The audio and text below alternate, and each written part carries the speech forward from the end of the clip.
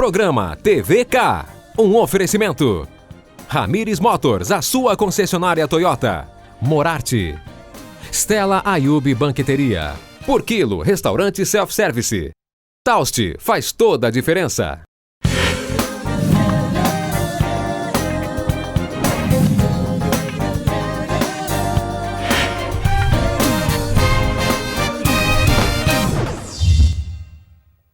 Esta semana eu recebo a ginecologista, a doutora Daniela Diniz. Nós vamos falar de prevenção, vamos falar de saúde da mulher.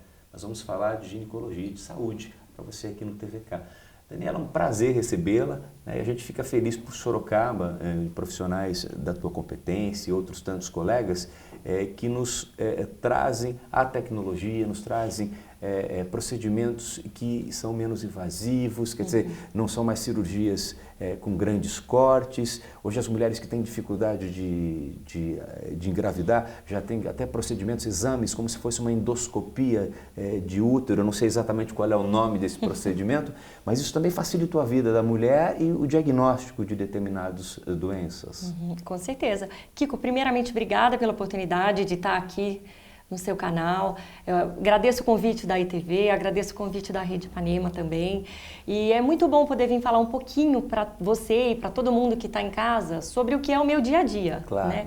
Eu sou ginecologista, fiz residência na área e agora dentro da grande área da ginecologia existe uma área de atuação já reconhecida pelo CRM, pelo Conselho Federal de Medicina, que chama endoscopia ginecológica. Endoscopia ginecológica. Existe um título de especialista, você faz uma prova a mais para trabalhar com isso, faz uma pós-graduação e com isso você está habilitado a fazer diagnóstico e tratamentos, intervenções para tratar as doenças ginecológicas de uma forma menos agressiva. Isso é menos tempo menos tempo de internação, possibilidade de tratar doenças que anteriormente precisariam, por exemplo, de uma retirada do útero, de uma forma de internação hospital-dia, que a paciente fica algumas horas no hospital. Por exemplo, pacientes na menopausa, às vezes podem ter alterações no ultrassom, espessamentos do endométrio, que anteriormente precisariam de curetagem, precisaria retirar o útero com risco de uma doença. No próprio exame, você faz no próprio exame, no próprio procedimento do exame, você já faz determinados procedimentos. A medicina evoluiu tanto hoje em dia que a gente não trata só a doença, como a gente tenta descobrir ela de uma forma mais rápida, num estadiamento mais precoce e consegue, por vezes, o tratamento também. Quer dizer, a tendência de que isso vire até rotina, como exame, como hoje se faz a colonoscopia, como se faz o exame de toque retal, ou que faz o Papa Nicolau. Sim. Tudo isso deve virar para a gente rotina, ou ainda não é uma medicina de acesso, lamentavelmente, a todo mundo? Então, esses exames eles têm algumas indicações bem específicas. Então, ninguém irá fazer uma esteroscopia. Esteroscopia, só para explicar um pouquinho melhor, é uma endoscopia do útero, é um procedimento em que você usa uma câmera bem fininha, que tem 2,9 milímetros, é o tamanho da carga de uma caneta Bic, e você coloca essa câmerazinha por dentro do útero, enchendo o útero com soro fisiológico, e você consegue ver o útero por dentro. O exame é feito sem a necessidade de anestesia, sem a necessidade de sedação. Eu fiz meu mestrado sobre avaliação de dor nesse exame em 2010 em São Paulo. Eu fiz no Hospital do Servidor Estadual lá, e o que mostrou é que esse exame traz um desconforto com uma nota 3,5, de 0 a 10, baixo, semelhante a uma cólica menstrual, é muito baixo, né? Isso pode ser feito na clínica. Eu trabalho numa clínica aqui em Sorocaba que chama Clínica Reproduce, que fica em Santa Rosália, e lá na clínica a gente tem hospital-dia e tem todo o equipamento para poder fazer o exame. Quer dizer, isso cria, na verdade, um conforto ao paciente, uma agilidade no diagnóstico. A paciente consegue vir numa primeira consulta, já consegue fazer o exame, que demora uns 10 minutos para ser feito, e já consegue, com o exame, assistir qual o problema, ela consegue ver o exame, entender o que está sendo feito. Se tem uma alteração, é possível fazer uma biópsia. Se ela está, por exemplo, hoje em dia eu recebo frequentemente pacientes que usam DIU e que precisam fazer a retirada do DIU e ele está sem o fiozinho visível. A gente consegue na hora já fazer a retirada dele também. Quer dizer, é um exame que já pode ter determinados procedimentos junto do próprio exame. Agora eu pergunto, além disso, também se avançou a cirurgia laparoscópica. né? Quer dizer, às vezes nem todos os procedimentos se podem fazer neste exame. Cirurgia laparoscópica evoluiu bastante, né? Na Se tira útero hoje? Tira. Com aqueles três? Com aqueles 3 furinhos. Furinhos. Então, a laparoscopia, que era antes uma cirurgia de domínio dos grandes cirurgiões gerais, agora tem diversos colegas em Sorocaba que fazem cirurgia ginecológica por laparoscopia. É possível tratar cistos de ovários, é possível fazer laqueadura, retirada das trompas, cirurgia inclusive para pacientes que tiveram câncer de mama e que têm indicação por mutações genéticas, como a Angelina Jolie, que tem que de fazer a retirada dos ovários. Já tivemos alguns casos em Sorocaba que conseguimos fazer isso aqui no hospital da Unimed. Pacientes que têm hemorragia com úteros de um tamanho menor podem fazer a histerectomia por laparoscopia. Mas eu acho que a grande doença que frequentemente eu vejo na prática clínica é a endometriose. As mulheres de hoje em dia cada vez querem estudar mais. Por que acontece a endometriose? Ela é algo que acontece em função dos hábitos da vida da mulher de hoje em dia? Qual é a causa disso? Endometriose é muito frequente e está relacionada aos hábitos e, na verdade, está relacionada à rotina da vida moderna. A gente brinca que é a doença da mulher moderna. Endometriose é causada pela presença das células da menstruação, que normalmente ficam dentro do útero, em algum lugar fora da cavidade do útero. Então, quando a mulher menstrua, um pouquinho desse sangue cai fora e pode se implantar e desenvolver focos de sangramento fora do útero.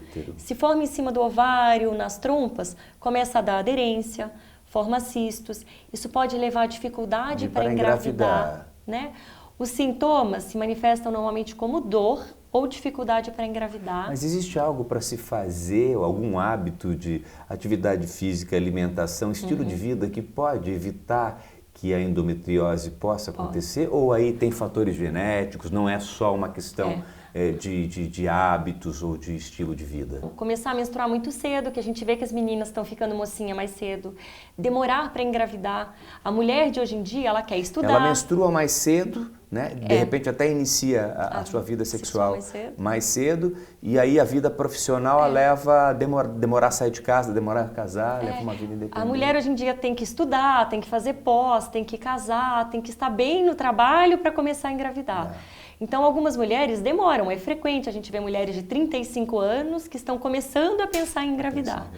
E nesse intervalo de tempo já ficaram 20 anos menstruando, essas células saindo de dentro do útero, se implantando fora e podendo desenvolver endometriose. 10% das mulheres têm endometriose. É claro que 90% acontece esse mesmo fenômeno, mas por uma questão de predisposição genética, acaba que não acontece. Não acontece. Atividade física protege, controle do peso corporal protege, uso de pílulas anticoncepcionais que diminuem o fluxo da menstruação ou suspendem a menstruação, podem evitar que a doença progrida ou piore. É comum hoje essa mulher moderna fazer o uso de procedimentos para interromper o processo da menstruação? Sim, é muito frequente hoje em dia e é muito bem aceito. Na verdade, existem até indicações médicas de não menstruar. Não menstruar chama amenorreia, tá?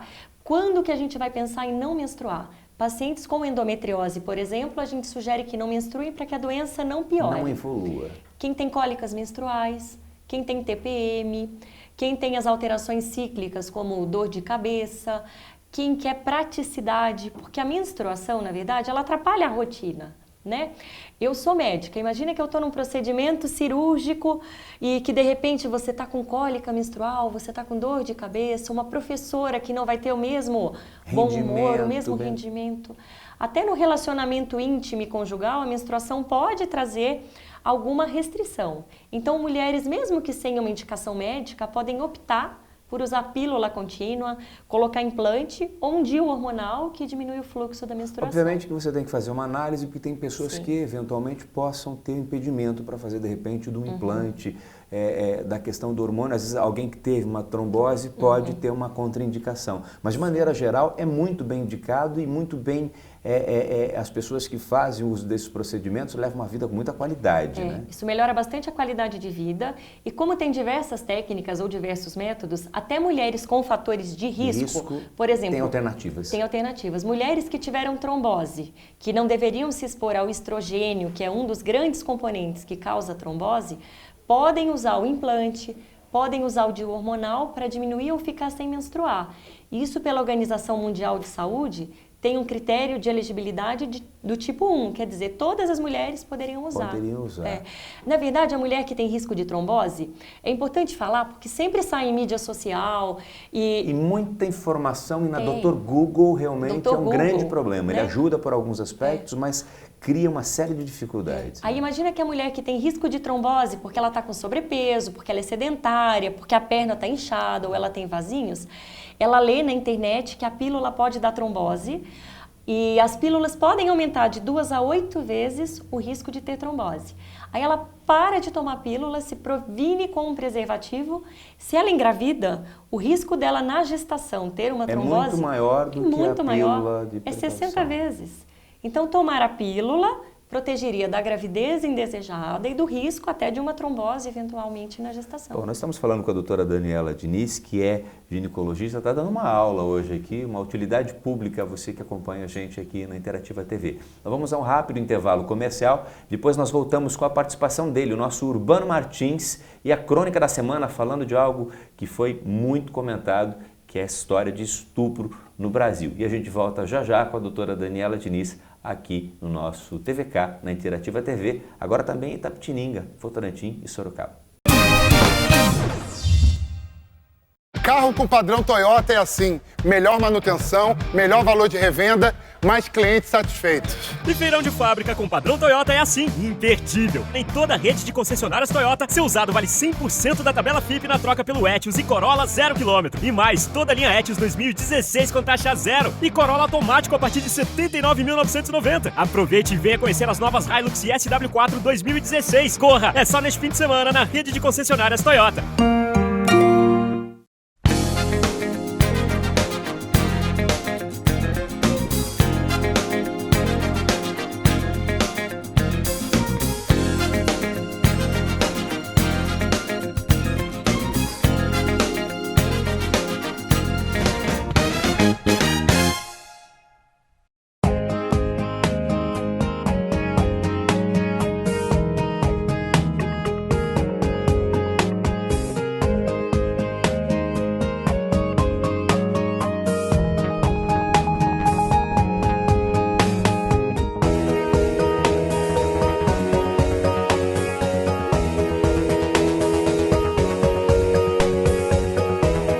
Luxaflex Hunter Douglas, The Art of Window Dressing.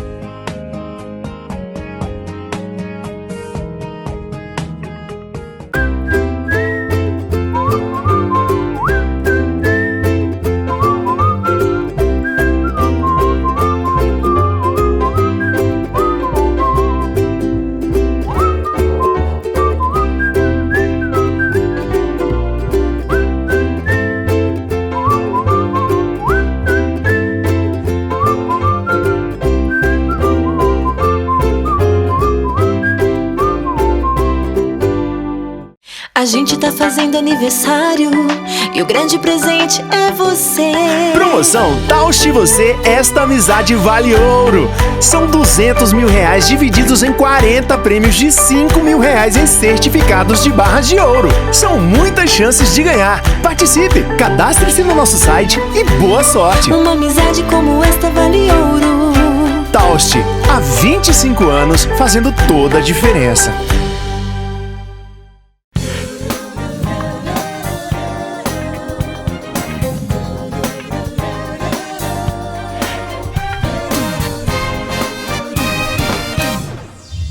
Na minha crônica desta semana, eu vou discutir um assunto que tem tomado conta da mídia, questão do estupro.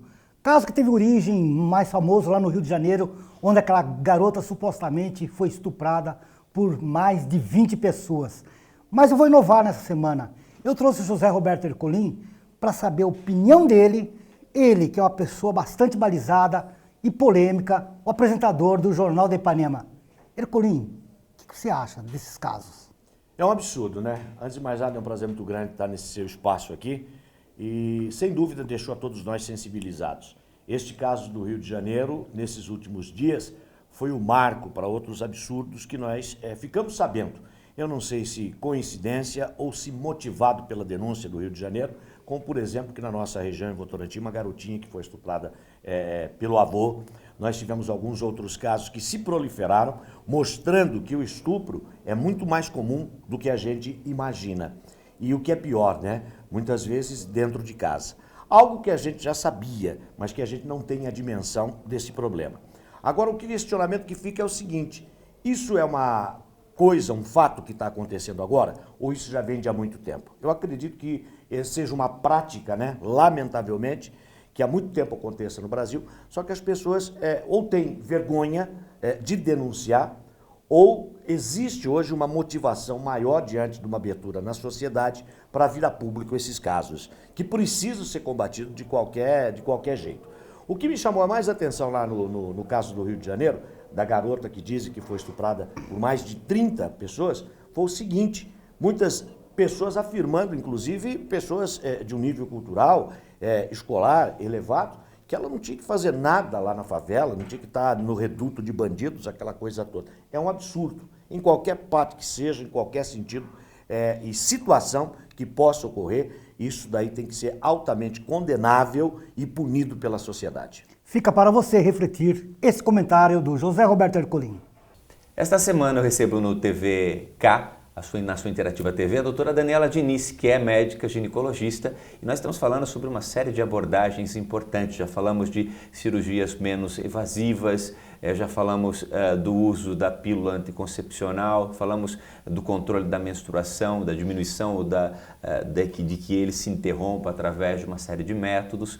E, obviamente, tem outras preocupações nessa área. Eu discuti com a doutora Daniela, falava sobre a questão da vacina do HPV, que há muita polêmica. A gente sabe que no Canadá e em outros países já é uma regra e o câncer de colo de útero teve uma queda vertiginosa em função do uso desta vacina. E no Brasil, às vezes, as próprias redes sociais, Google, e as pessoas têm medo de fazer a vacina do HPV. Qual é a recomendação, qual é o que se diz na medicina em relação a essa importante prevenção que o Estado começa a oferecer numa faixa etária para as meninas? A oportunidade que a gente tem no Brasil de vacinar nossas meninas, adolescentes, para HPV, é de oferecer para elas a prevenção de um tipo de câncer por vacina. Qual outro câncer você conhece que é prevenível por vacina? Nenhum outro. Né? O governo está subsidiando isso, pagando a vacinação para as meninas de 11 a 14 anos. A vacina é altamente indicada porque ela é comprovadamente eficaz. Ela evita o câncer de colo do útero nas meninas e nas mulheres, inclusive por bastante tempo. Só que houve, como você mesmo falou, um grande efeito de mídia ou de má informação. Algumas meninas que começaram a se vacinar para HPV tiveram efeitos adversos, que não necessariamente são ligados à vacina. Não, que às vezes, como a gente começa a ter uma divulgação grande ou em massa, né? Ou as questões emocionais, né, doutora Daniela? Às vezes foi aplicar a vacina numa escola, já tinha medo de agulha, estava quente, ela passou mal por isso e não pela injeção. Ou já estava gripada, né? O emocional alterou. A sugestão é que as meninas se vacinem, sim. Antes, inclusive, da vida sexual se iniciar. Né? A vacinação está aprovada até os 26 anos, mas quanto antes for tomada, mais eficaz ela é. Meninas até os 14 anos só precisam tomar 2 doses. Se for tomar acima dos 14, já são 3 doses. E os meninos também podem ser vacinados. A indicação médica é de vacinar todos. Todos, né? Todos. Porque no Brasil acho que é uma questão até de custo do Ministério não vacinar os meninos, porque seria altamente eficaz também, né? Eles esperam, vacinando as meninas, ter um efeito de proteção rebote dos meninos. Né? A vacinação para os meninos pode ser feita na rede particular, mediante uma solicitação médica. Agora, existem determinados médicos, inclusive infectos, que até os 45 anos, mesmo com uma prevenção menor, ainda assim recomendam que se faça a vacina aí na rede particular, porque a pública não cobre. A vacina quadrivalente já tem essa aprovação em bula. Agora ela pode ser tomada após os 26 anos, até os 45 anos, com efeito ainda protetor. É claro que a gente salienta que quanto mais precocemente ela for tomada, enquanto você ainda não teve contato com o vírus, mais eficaz ela pode parecer. Né? Vacinar uma mulher de 40 anos que já teve contato sexual, que já teve os filhos, que já foi exposta ao HPV, vai ter sempre uma validade, mas vai ter um efeito protetor talvez não significativo numa população em geral. Né? Para aquela pessoa protege, mas para você vacinar todo mundo com 40 anos, aí o investimento teria que ser muito alto e o benefício pouco. E o custo-benefício pouco. Né? Inclusive o Ministério da Saúde mudou uma diretriz da coleta de Papa Nicolau. Agora, a orientação é que só comece a coleta do exame preventivo aos 25 anos de idade, independente do início da vida sexual. Isso não expõe as mulheres a um risco maior ao câncer? Na verdade, eu estou comentando isso porque a nossa impressão como sociedade de ginecologia é de que vale a pena individualizar cada caso. Você, como uma medida de saúde pública geral, pode dizer que antes dos 25 anos a chance de ter um câncer de colo do útero é muito pequena. Mas existe essa possibilidade. Então, tendo uma vivência, conhecendo o seu paciente, eu acho que a parte mais gostosa da ginecologia é você conhecer a paciente quando ela é adolescente. Estabelece um vínculo, né, doutora Daniela? Eu acho que a eleição do seu ginecologista, do seu médico de cada especialidade, ele deve ter um início precoce, até porque há esta intimidade, este vínculo importante. E aí você conhecendo o paciente, você pode expor as duas opções e determinar para aquela paciente individualmente o que é o ideal. Eventualmente, né? a execução de um exame precocemente, fora até do padrão. Fora até do padrão. Porque, obviamente, existe um histórico familiar, né? Infelizmente, a gente encontra jovens de 20 e poucos anos com câncer de seio. São exceções. Mas que existem, né? Existem e às vezes muito agressivos, inclusive. Então, existem algumas síndromes genéticas familiares que estão cada vez mais frequentes hoje em dia. A orientação é que se você tem um familiar, por exemplo, falando em câncer de mama, se tem um familiar que teve câncer de mama, que você comece a investigar essa pessoa 10 anos antes do aparecimento da doença. Né? Como rotina, começaria a fazer... Ou seja, se o protocolo indica que você teria que fazer a mamografia com 25 anos, nesse caso você faria... Se fosse com 30, começaria a fazer com 20. Sim. O protocolo hoje em dia é que comece a fazer mamografia aos 40 para todas as mulheres, rastreamento universal. Mas se a senhora tivesse filha, faria com quantos anos?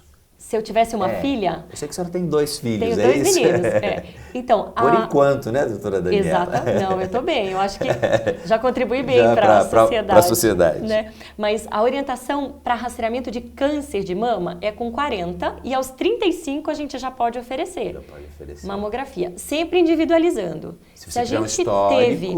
Imagina que a sua mãe teve um câncer de mama com 30 anos. Tem que começar aos 20. Né? É importante avaliar pela palpação se tem algum nódulo, um cisto.